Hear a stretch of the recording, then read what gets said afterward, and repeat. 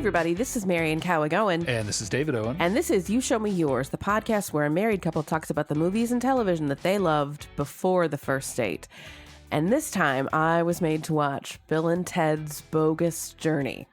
Yes, indeed. Yes, we're back on this. We're back on the Bill and Ted train after a slight delay. Brief derailment. COVID sucks. It's still bad. Get vaccinated. Wear a mask if you're sick. Stay home. Sharing is not caring. The end. Yes. Moving on. Yes. Bill and Ted's Bogus Journey is, of course, the 1991 Peter Hewitt directed comedy, fantasy, afterlife, teeny bit of time travel. I don't know about any of those things. But okay. Yes. It was in 1991 for sure. It definitely, and yes. And Peter Hewitt, you may know from directing such esteemed movies as The Borrowers. They made a movie of that? They did. I completely missed that. They did. Okay. And the Garfield movie, the one with Bill Murray as Garfield. So this movie, if you haven't seen it, they die in it. That's kind of the bogus journey part. No! In the future, there is of course, the idyllic society that we saw set up in the first movie. It's a little bit different now, but we'll talk about that later. And there is, like a group of dissenters who, as you can imagine, in this world of like dudes and air guitar, being told to don't forget to wear your headphones and listen to rock music while you study. Mm-hmm. There is a group of black-clad pseudo Germans that don't care for it, and so they hatch a plan to send evil robot Bill and Ted's back in time to kill Bill and Ted at the next junction point. The previous movie covered the first junction point in their timeline where they could have been split up if they had failed history, and now the second junction point, which is referred to as the Battle of the Bands, which is presumably the like event that sets all this off. We're still super unclear on exactly how Bill and Ted, their music and their mystique somehow leads to the 600 years in the future, them being the basis for all of society. But and it's no clearer after watching this movie. No. Chuck Denomalos is his name. Sends the. What is that name even? I don't even know. It's just it's a great, the Denomalos. It's a great name. So he sends the evil Bill and Ted's back to the past. They kill Bill and Ted before the Battle of the Bands. They ruin their relationship with the princesses who Bill and Ted have recently proposed to. And Bill and Ted encounter death. They go to hell. They defeat death in a contest, and then, which is the best part of the movie. Yes. And then they go to heaven looking for help, and they build good robot versions of themselves, the good robot us's, and they triumph at the Battle of the Bands. And Denomalos does a grandfather paradox, and the mega happy ending. Mm-hmm. And if that sounds like a lot to fit in, it is. Yes. And you're wondering, is there room for jokes in this? Not really. I don't like this nearly as much as I liked the first one. Yeah, it's a very different movie. It's the same writers. It's not the same director. And it's, you say the same writers. It has that feel. It feels like they were like, what jokes do we have to take out of the first one? Okay, let's stuff those in here. Right. And right. I was bored for the first little bit until Death comes back. Oh, yeah. And then it got real funny real fast. Death is William Sadler, and if you don't know who that is, he is the dumb guy in the prison in Shawshank Redemption. Yeah, he is also the villain. So around this time, you would have known him as the villain from Die Hard 2. Where he does he does the martial arts poses in the nude. I don't remember that. In a dimly lit room with all of his muscles popping and everything. Okay. But yeah, at this time, when this movie came out, that was what William Sadler was known for. Oh, for having been the villain in the Die Hard sequel. So this was a change of pace. Okay. Very much so. Oh, and then, yes, boy. he went on to an amazing career. Yeah. Yes, including being the kind of dumb guy from Yeah, and I couldn't tell you what else he's done. I'm sure it's a bazillion other things. Oh, he's but so many here things. he's great, and he's having a lot of fun. It seems, and he's nice. playing a version of death which is just like unapologetically from the Seventh Seal, where the guy plays chess with death. Oh, okay. It's just like, and that's just a huge trope. Like playing that's like from medieval times, like playing a game with death to win an advantage or something. But he's just playing that. He's painted white with circles around his eyes. Like he is 100% playing that version of death. He's like a combination of Uncle Fester and Sting from pro wrestling. That's Sting, yeah, right? Sting. Yeah. Sting, whose makeup is based on the Crow, so might as well just cut out the middleman and just call it the Crow. But it's the Ingmar Bergman, I think, did the Seventh Seal back in the 50s. It's an old movie. I don't know. I have not seen that one. Didn't they remake that? Probably with Demi Moore or something. That might be the Seventh Sign. Oh, they're different. I think they're different. Oh my God, this is I'm just pretty like sure school. they're different. Actually, seals and signs. I'm actually not sure. Okay. Yeah. So, you were just saying, not as good as the first one. I even wrote that down. Not as funny as the first one. It isn't. It has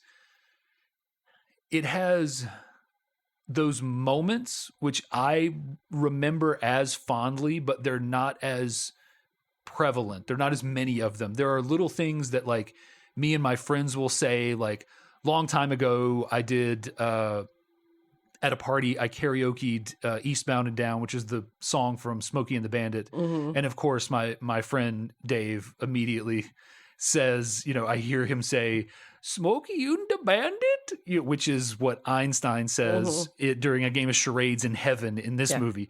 And apparently they keep up with current cinema in heaven. Oh, yeah. Because Einstein died long before that. Current cinema that was still 20 years old at the time this movie was made, but or 10 years old.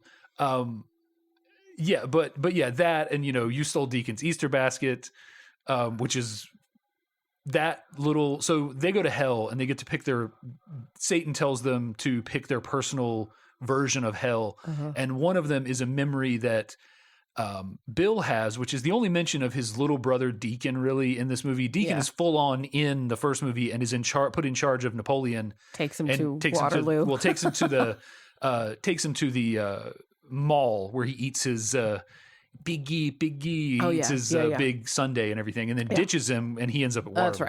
That's right. Anyway, not to rehash that movie, just listen to that episode if you want, or watch that movie.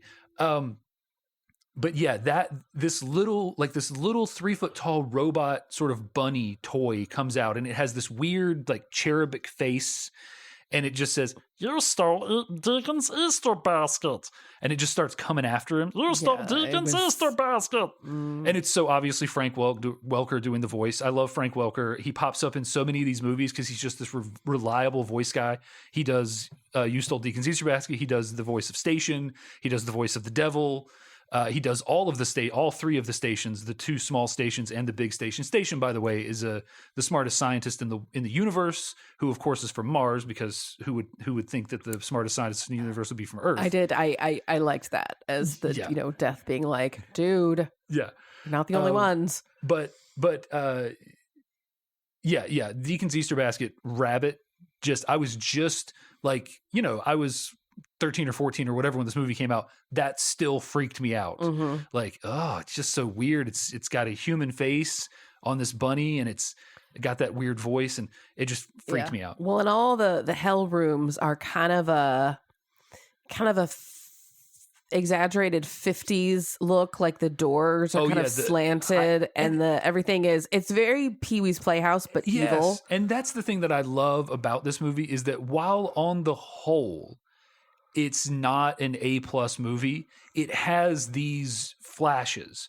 There's a movie I'm going to show you called Toys with Robin Williams, which is was generally panned when it came out. It's one of my favorite movies, like maybe top 15 movies of all time, just because it's so weird, and the design aesthetics that are featured, and the color palette, and this sort of stuff, like the angular designs of things. It's so amazing, and a movie can win me over with just visuals. And there are so many, like especially the hell scenes in this movie that are just amazing. Everything's off kilter. It's like askew in a weird way, and it's giving you that sort of uneasy feeling that you would think hell would, even down to the fact that when they're in the sort of the bowels of hell, the ceilings aren't tall enough for them to stand. I noticed that. Which is just like a perfect little touch. Yeah, everything feels very distorted. Right, everything's distorted, and it's just like, of course, in hell the doors wouldn't be, the ceilings wouldn't be tall enough for you to stand up straight. You don't have to constantly be crouching. Yeah, I feel like hell is not so much you're being roasted over a flame eternally. It's just, you can never really stand up straight, and your back is always hurting. It's not torture, but it's just really uncomfortable all the time. Yeah. And they also, while they're in hell, they encounter, to answer your question, Granny S. Preston Esquire, who just wants a kiss from Bill. Yeah. And that Granny S. Preston is played by Alex Winter. As someone who will definitely become an old woman and probably will become a granny, I object to this characterization of old women as being gross. Well, but they do a good job. She has nasty teeth, all sorts of mustache hair. Okay, I will have mustache hair at some point. Well, I have it now if I don't keep up with things. Like, this happens to women. Can we not? That's not what I'm saying. It is just within our society, mustache hair is not. Oh, it's a social construct. Okay, yes, then it's fine. It's fine. Naturally, it is. Of course, I'm just saying. I feel personally offended by this. Sure, but also like the lips are all very like squishy, and everybody that's in the S. Preston Esquire family is all like, I don't know if they have makeup on, but they have sort of exaggerated faces, larger chins, bigger noses, weird shaped heads. Yeah, it's just that's. I don't have a weird shaped head, so no, I'm not talking. I don't take exception to that part. Just the mustaches, because it happens to women. Things happen. It does. I'm not saying that it's unacceptable. I'm just saying that if you're going for that body hair positivity, if you are going to gross people out, you are going to go against what is considered societally beautiful. That's how you gross people out. That's why if they were going to depict Grandpa as Preston, he would be fat and he would be bald. Hey, listen, I get it. I'm just saying. Okay. I feel personally attacked by this. Sure. Not okay. And the other hell scene is the military school that was threatened to Ted in the first movie, and is sort of weirdly like Ted is like 21 now. He's an adult, but there is still this drop in of like, anytime you want, Ted, I'm here. His dad seems like he's been making this threat since Ted was like 7 and will keep making it until Ted is 50. And is never going to actually do anything about it. But I remembered where I saw that drill sergeant, whatever he is again. He's apparently been around for a very long time. He was in Mad Men for a while. He played. Yes, he does. He just looks like he came out of the 50s, central 60s. casting in the 60s. Yeah, he played Conrad Hilton, as in grandfather, great grandfather, whatever, of Paris and Nikki Hilton, and was a client of Sterling Cooper, which is bizarre. But it took me a long time. I was like, he has a mustache usually, right? I couldn't remember because his face didn't look right, and then I got it. So. Yeah. Oh, yeah. There's a couple of good character actors in here. The guy who plays Ted's dad's partner is a character actor that I recognize from a lot of stuff, including a couple of roles on Star Trek. Star Trek tends to use the same, troupe of people across all the different series. He plays a character who is good at future chess, and Data challenges him. And Data has sort of a crisis because this biological being bests him at super space chess. Data, I can relate, chess. dude. And well, because Data's a machine, like he's supposed to be, unbeatable, but so this movie, it goes on quite a journey. There's a lot of weird stuff in this movie. Like we were saying before, they go to hell, they go to heaven, they go to limbo, or probably purgatory. Catholics, purgatory. Limbo is Catholic too. I know. It's just we've got all the things. Yes, and like we might as well talk about the time in purgatory with playing games with death, because like I said, they are very clearly calling back to the trope of playing chess with death. Okay. But they end up playing the challenging death to games in order to get out of hell. They take death's challenge. Yeah. I would do much better at a game of Clue or Battleship than I would do at chess. Yeah. And then this one also just has some of my favorite lines, because William Sadler, he's doing this because I think The Seventh Seal is a German movie. He's doing this sort of pseudo-German kind of accent, and just seeing him go, "You've sank my battleship," like a hit. You have sank my battleship. Nice. Yeah. Just well, death feels very like if death were a person, that feels very German anyway. Well, and like that version of death, that like sort of existential crisis version of death, and a lot of that other stuff in hell was very sort of German impressionist, Casket of Dr. Caligari and like that sort of stuff from the early silent films. Like, so yeah, they're sort of aping German in a lot of this stuff. But yeah, they challenge death at first in its battleship, and they beat him, and he's like, best 2 out of 3, and then then you just see death like contemplating in the foreground, and then you notice that he's holding one of the slips from Clue. Candle mustard in the study with a candlestick, and they say no, it was Professor Plum. That's what I said. That's what that. Yeah, he's great, because he's not a good sportsman, and every time he loses, they end up at a best of 7 at the end. Pause for a second. Okay, does Clue?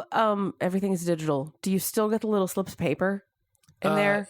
I'm sure in the actual board game. I hope. I just hope that sure you don't have to have an app or whatever. Oh, I'm sure there's a version with an app. Oh, no. I don't know. Clue, you need the little golf pencils. Oh, yeah. And you like put all the game sheets in there. So when you unload it to play again, you're like, oh my gosh, this was the game when you were obsessed with drinking fruit punch and you spilled it all over everything. And da-da-da. Mom, do you have to say that every time? I was 7. Everybody likes fruit punch when they're 7. I'm a grown up now. I'm 10. I don't do that anymore. Like fruit punch. Board games without the little like relics of the past are no fun at all. It's true. It's true. I'll die on that hill. Yeah. Many others I will die on, but that one as well. Yes. Okay. Anyway. But yeah, so they eventually beat death. They best him at electronic football, which if you've never played electronic football, it's a horrible game. It's really just like you turn the board on, it's electric and it buzzes. And I don't know if it's magnets or electromagnetism or what it is, but the little football men move in sort of random directions. There are some pieces that you can put on that will, the way that they're designed, it'll influence their movement. And you got a quarterback where you can pull back his arm and throw a ball, and like, it's just horrible. It seems like it'd be way too fiddly. It is. And just like you see in the movie, they just show the little guy spinning around in a circle. Yeah. Like that was my experience with electronic football. The 2 times that I ever played it is you'd press the button to turn on the electric football, and all the guys would just start going in circles. Yeah. And it was not fun, and it probably cost like $100 in 1985. Gosh. Also, like this brought to you by Parker Brothers or whoever the heck made all these games. Right. But they do eventually beat death. They best him in the end at Twister, which is that's it. Which is the greatest. And then they try to be good sportsmen. They're like, you did really well, Death, in your big heavy death robes. Don't patronize me. And Death as a character is just great throughout. Every time something happens, like Death is always petty about, not petty, but like he's always like wanting his recognition. And my favorite line is after they make after they recruit Station and they make the good robot Bill and Ted's. And Bill and Ted are like, Station, great job on these robots. And Death is in the background. He's like, what about me? I was there as well. I pushed the cart. I helped put things on the belt that check out. Yeah, I made the wigs. I pushed the cart. Yeah, with the gout. What was that? Jeez. It was French, At and the we've end had there, him yeah. sounding a little bit Russian too. Yeah, like it's going all over. We're pan-European. My It's accent game not on point. It's like an tonight. EU of accents up in here. Yeah, but Death, by far the best part of the movie. Yeah. Just to stay on Death and go through his journey, he becomes the bass player for the band at the end. And then at the end, they do this crawl of like, they do the mega happy ending, Bill and Ted triumph, big surprise. Yeah. And hang on, we should say by bass, it's like the stand-up It's bass. a stand-up bass, yeah.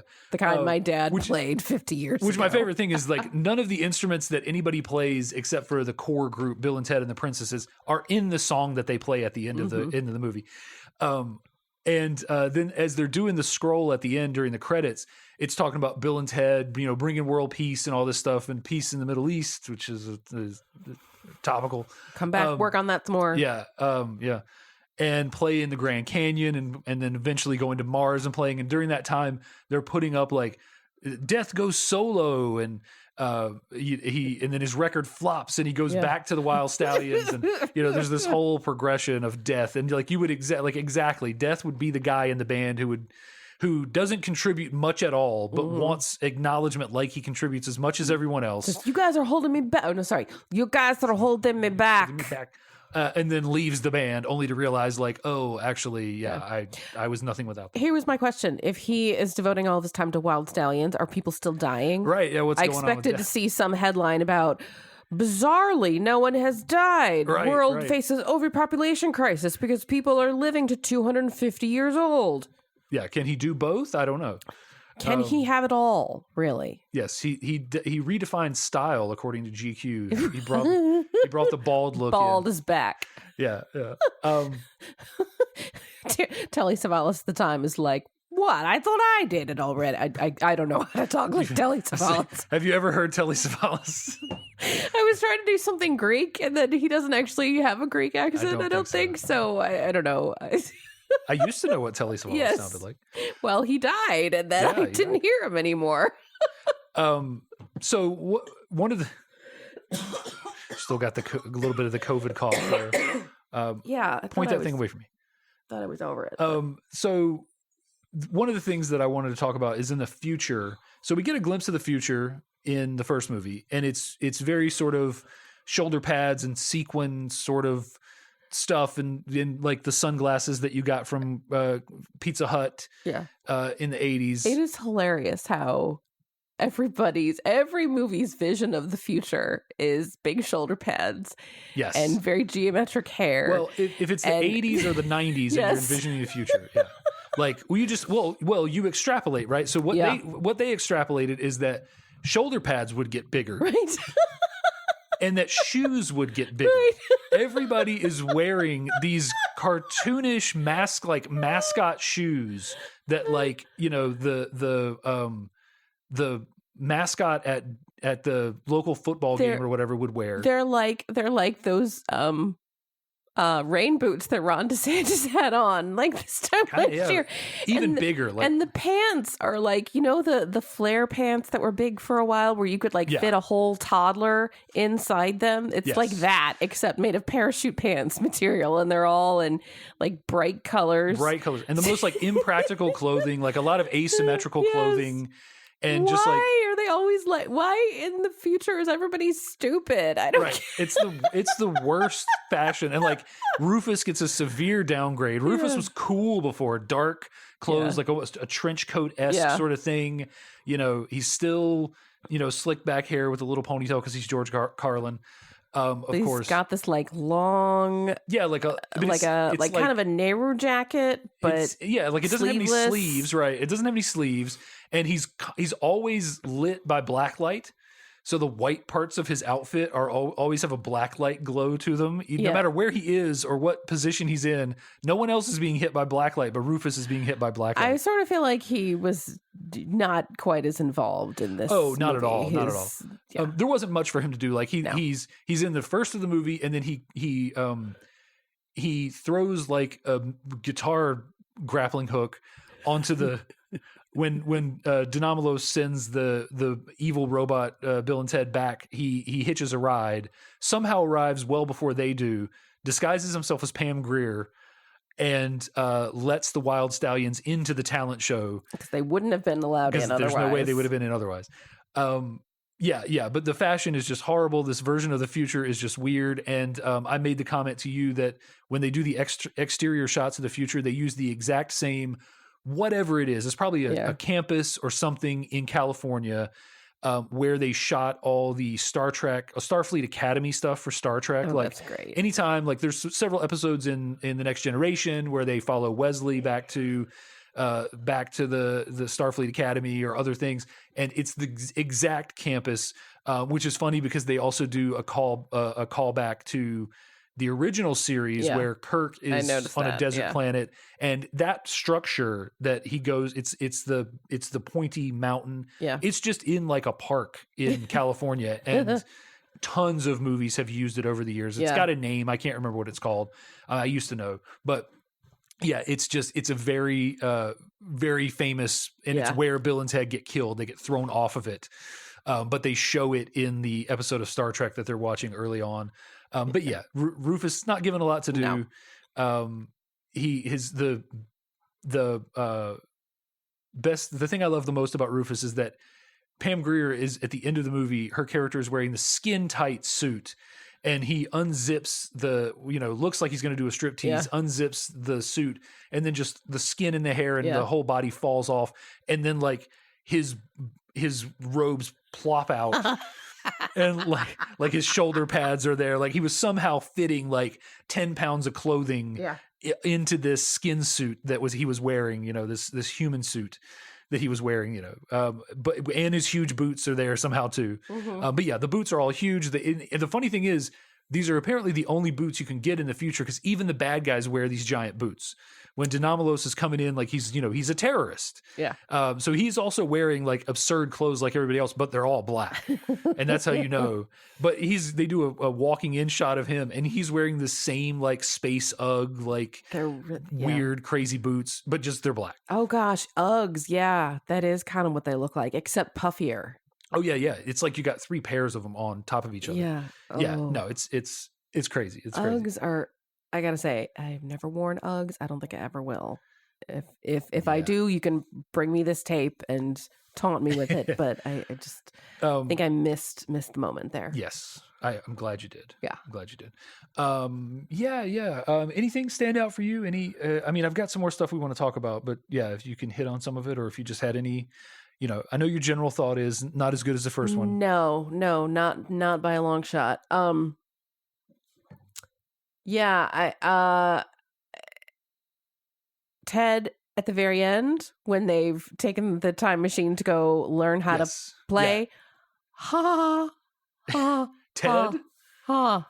With the Errol Flynn sort of, or I was thinking Dave Navarro because he's wearing he's got a vest hair over and that is a very that's a very Dave Navarro look around about that time too. Yeah, he was. On the other hand, Bill is like ZZ Top and like no, not even if he sings "I Thank You." Yes, as I sang to you at karaoke.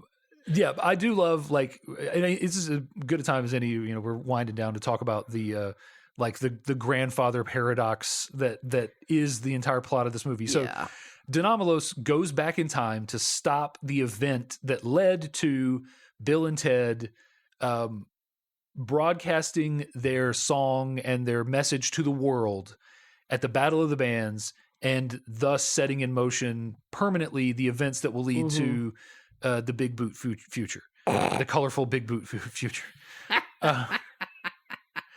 And so he sends the Bill and Ted, he sends the evil Bill and Ted back. All the adventures ensue. At the end, evil Bill and Ted are killed by the good robot Bill and Ted, and Denomalos has no choice but to ride in on the time machine, the phone booth, and he has the upper hand and he's going to kill Bill and Ted, but he wants the world to watch because this is going to be his moment where he finally sets things right. And the future that he's going to go back to is going to be based on his ideals and his ideologies.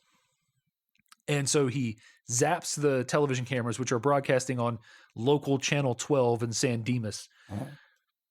it lights up across the whole world. And, you know, we know this because like there are Italians and Asian people and poor people in Russia huddled around television. Yes, I thought that was sort of clever. The Russians don't have TVs in their houses; they're just all in the stores. They're all huddled around like old televisions in the stores. They're all in the store window. Yeah.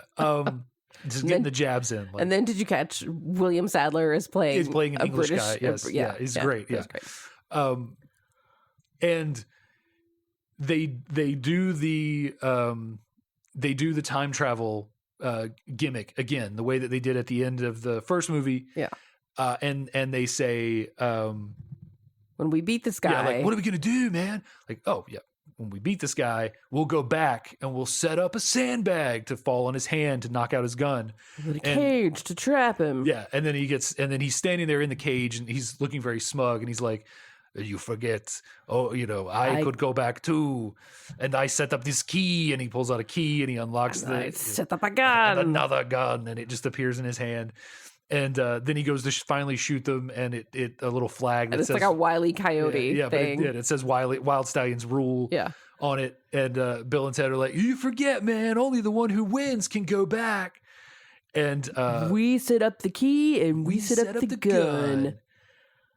And then they go back in time. They've defeated him. Ted's dad shows up with his handcuffs and they arrest him. And I noticed the thing that I never noticed before, and I always thought this was a continuity error, but I've actually noticed. I've seen this movie probably a dozen times because we had it on VHS. So if we own a movie on VHS, oh yeah, I know how that goes. Well, but also like we had horrible reception. So there were days where we just couldn't get anything. And I was like, well, I guess I got to go to the drawer if I want to, watch something. So the cage is there, and they take him away in handcuffs, and then in the next scene, the cage is gone, and they can walk into the phone booth. Mm-hmm. And I was like, oh yeah, that's where the cage. I actually saw someone moving the cage.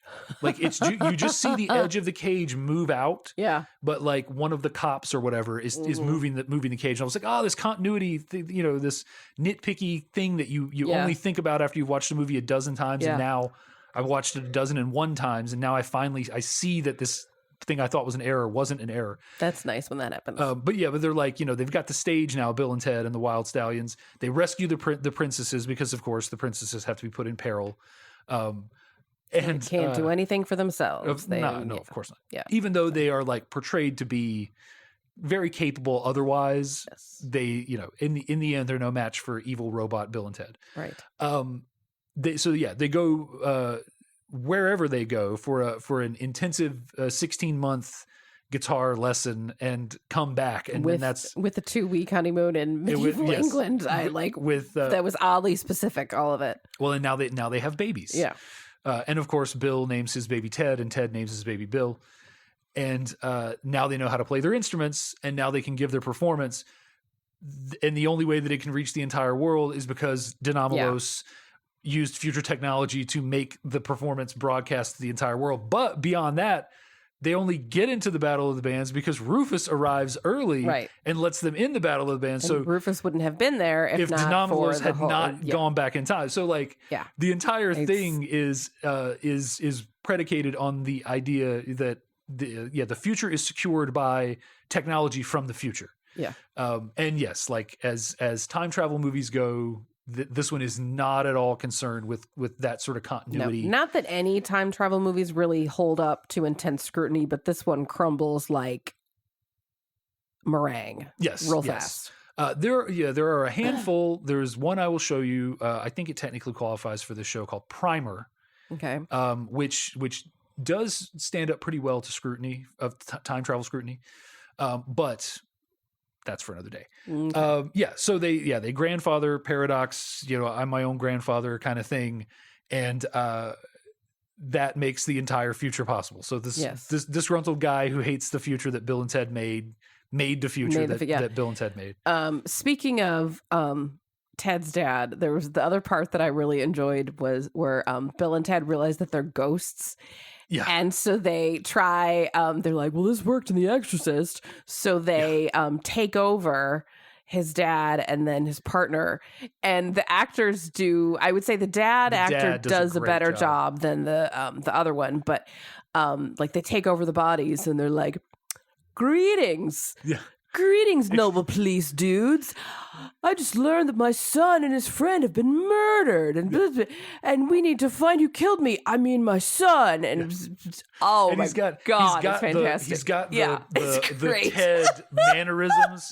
Where like Ted does this thing where he like turns sort of left to right and has his arms kind of out a little bit at his side, like my son, Bill, me. I mean, my son. Yeah, he does a great job. Yeah, with that. it's fantastic. And then like they're wandering out to do something, and then Bill and Ted are like, "This isn't working." They just leave, and then the men are there like, "How did we? What the heck?" What? I don't. And then like nothing comes of that. Oh, yeah, ever. Yeah, so nothing it's comes just of done. it, yeah. But it was hilarious. Yeah. But well, and the other speaking of his dad, the time travel thing at the end of the movie is a great callback, but also they call back to Missy, who had previously been with Bill's dad, and now is with Ted's dad. Yeah. And the only time we see Bill's dad is at the princess's birthday party, and he just is looking very disheveled. And he's just sort of stress eating. Yeah. He looks like, what's the guy's name on The Simpsons? Who is always like the character. Is it Glenn? I can't remember, but he's always like, "Oh, I just need to make a sale here at the car." Anyway, he looked to me like what's his name? Melvin Stephen Root in Office Space. Oh, he gives those vibes for sure. Real sort of a sad sack and just, "I'm going to blow up the building." Yes. And then did you see in the newspaper roll at the end, she married what's his face? Missy marries Denomalos. At the end. Yeah. There's funny little things. There's Bill, and so the way Bill and Ted get sent to hell is Missy is doing a seance, which at the time was very new agey thing to do, to have everybody around, and like the people that they want to contact is like Charlemagne and Ty Cobb. Yeah. And like the one guy wants to Clark Gable. Yeah, like the dumbest. Like the dumbest. But then also Gandhi, like Gandhi's it. Although, what would you say to Gandhi? It'd be like, nothing that I can tell you is that's not a Gandhi accent at all. Not at all. Nothing that I can tell you is relevant to your life. I don't. Yes. I have no advice for how to rise in your middle management role at your company. Right. I'm sorry, I can't help you. Yuppie. Yeah. But so Missy gets a bit of screen time. I believe it's a different actress playing Missy. Now the princesses are also recast. Looked a little different. Yeah, I don't know. Unsurprisingly, women in this movie don't make a big impression. They don't. Anything else? No, just this is nowhere near as good as the first one. The funny parts are funny, but you kind of have to wait for them. Yeah, I mean the games with death is great. I think there's some fun stuff in heaven with the charades game, and spotting. It's a fun little game of like, where's Waldo, of like, oh, is that Marilyn Monroe sitting up on the top there? Okay, I noticed that too. Yeah. And who was she with? I couldn't even. Exactly. Like it looked like who is this? Is this? Yeah. It looked like Idi Amin or one of those terrible African dictators, and I was like, he's definitely not in heaven. What in the world? But I saw Einstein, and Einstein's there, and Ben Franklin is there. Playing.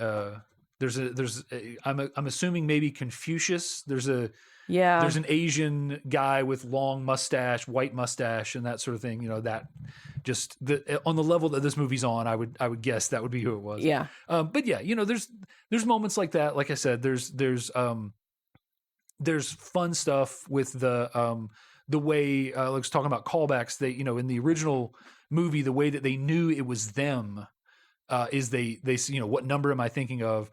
When the robots show up at Bill and Ted's door, they try it again, but they mess it up, and Ted is just like, "What? How many fingers am I about to hold up?" And he holds up, and he's like 3, and he holds up 3 fingers. Yeah, like this, the little things like that are fun, and for fans of the original movie, and it bridges the gap to the third movie if that's something you're interested in watching. I mean, it is. I did notice it dragging in places. And that's one of the things that I like the most about doing this show is when it's been so long. Like I said, I've seen this movie at least a dozen times, but it's been 15, 20 years since I probably watched it last. Watching it with a fresh eyes and like remembering how much I loved it, and then going like, thinking to myself like, that's kind of slow. It's kind of slow through here. Like, what is this? I don't remember this taking so long to get to the funny, the really funny stuff. And it's the characters. If you like the characters, you'll enjoy the movie. If you don't like the characters, you're gonna hate this. Well, I have to say, I like them less at age, 21, 22 than at age 17. Because at this point, I'm like, get your life together. Come on. This is not cute anymore. Well, at the same time, like if you were like a stoner slacker and someone told you that you were going to eventually like be you were going to contribute to the world in such a significant way, you were just like, you're set on this path where you're just waiting for it. Like, okay, I've been told that I'm going to do something great. Like, when is it going to happen? Yes, like it almost that's self-sabotaging. That's how it happens. Right, exactly. Is you just wait, and greatness happens to you. You never have to. Wait, is that not how it happens? Have I been making a mistake this whole time? Do you think Jesus waited for greatness to actually? He kind of did. It was like a good 20 years in there. He was in his 30s before he. It was just like, Mom. Can you bring me some fish? And she was like, get it yourself. Yeah. I know you know how to do it. Yeah, or you can read like the unauthorized stuff where he would like kill birds and bring them back to life for just amusement. For fun. Yeah, just for fun. Oh God, I'm going to hell. Yeah. Oh yeah. And not the kind where you get to choose. Right, not the Deacon's Easter basket hell. Yeah, what is your Deacon's Easter basket? Oh, dear God. Did you do something to your brother? Like, did you... Well, I slammed the door, and I've told you this. There was a mirror on the hall side of the door, and it flew off and shattered. And luckily, it flew in the opposite direction to where he was, but it left gouges in the door that was across there. Wow. So he would have been sliced to ribbons. Yes. You get to just relive that moment over and over. Yes, pretty much. And like, my parents did not punish me, I don't think. Wow. Because, why didn't they? I think I was 6 or 7. Out on that. I think I was shaken enough that they were like, that's enough punishment, which is not their style, really. But yeah, they did not lock me in my room forever. I don't know why. But yeah, that's kind of crazy. I think maybe they knew he had been real annoying, and that's why I slammed the door. Yeah. Because he was 3 or 4, and that's just what 3 or 4-year-old boys do. Yeah. But I would be reliving that over and over. Nice. Did I mention Frank Welker? You did. Okay, good. A couple times. Did I? Are you sure? I'm sure. Sure. I was just, because you were talking about hell, and I was just thinking about him doing the Satan voice. Frank Welker has this like series of voices. He voiced Slimer on the Ghostbusters. Mm-hmm. And so he's got these voices that are like, kind of like Meatwad-ish. and then he's got voices like this, where he's the devil. He's like Dr. Claw on, Inspector Gadget and stuff. I'll get you, Gadget.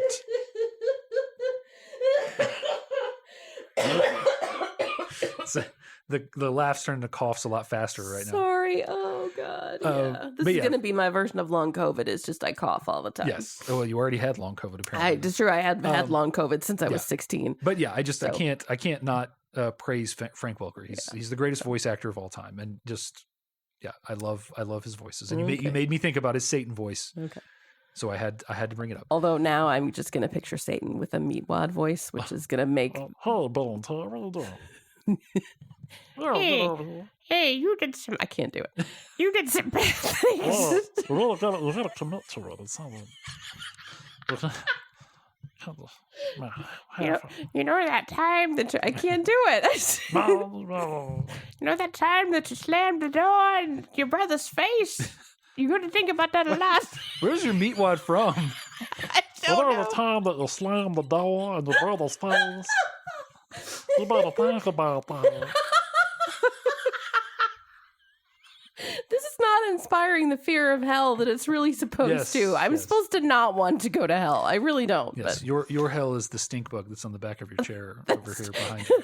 Look out. smelling it all the time. Don't get stanked on. Okay, I feel like we've Yeah, gotten I think- sufficiently silly. This movie is this movie is weird. This movie is silly. You should definitely check it out if you like the first one. Be in a mood to be silly, because if you're just waiting for something, it'll be like, and it is slow, and it is, and that's something that we will inevitably run into with this series as we watch older and older stuff. That just the pace of movies used to be so different. And a movie now, what happens in this like hour 35 is like the first 40 minutes of most movies today, and it would be done. Yeah, I'd say the change of pace is sometimes for the better, sometimes not. But yeah. Anyway, well, folks, we would love to know what you think about this movie. Were you as whelmed as I was, or did you enjoy it a lot like Dave did? Where do you fall on the spectrum? And give us your best Meatwad impression, please. Yeah. It can hardly be worse than mine. We would love to hear from you. You can reach us in a couple different ways. You can send us an email, or you can find us on Facebook. Our handle's the same for both. It's YSMY Podcast, YSMY for You Show Me Yours. We're at gmail.com, or you can message us on Facebook. Also on Facebook, we have links to our newest episodes right in the queue. New episodes come out every other Wednesday. So 2 weeks from today, no matter when you're listening, there'll be a new episode right there. And in 2 weeks, I am hosting, because I'm back in fine form, and I am showing Dave Save the Last Dance. I'm very delighted to talk about this. Some parts of it hold up. A lot of them really do not. I know of this movie. I'm so delighted. It's going to be fun. Can't wait. All right. Well, then we will see you in 2 weeks with Save the Last Dance. In the meantime, this has been You Show Me Yours. Thanks for listening. Bye. Bye.